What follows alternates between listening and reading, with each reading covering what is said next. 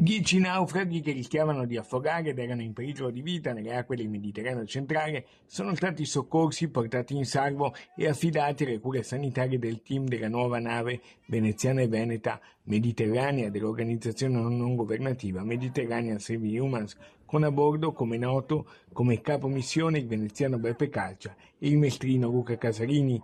Primo soccorso da quando, pochi giorni fa, è salpata la nuova missione. Il salvataggio si è registrato alle ore 3:20 di giovedì mattina, con le immagini pubblicate in tutti i profili social dell'organizzazione non governativa battente bandiera italiana. Vi parlo dal Mediterraneo centrale a bordo della nave Mediterranea, la nuova nave della nostra organizzazione italiana di soccorso civile in mare.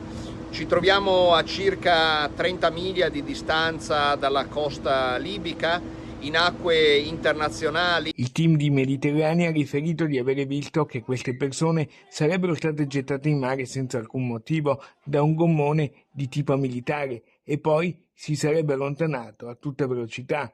A quel punto sono intervenuti i soccorritori. Caccia ricorda ancora quanto già denunciato è successo poche ore prima. Tentativo di intimidazione da parte delle milizie libiche che operano in questo paese e che sono attive ogni giorno nella intercettazione, cattura in mare, nella deportazione, nelle orrende prigioni della Libia di donne, uomini, bambini che cercano di attraversare ogni giorno il Mar Mediterraneo in cerca di una vita migliore.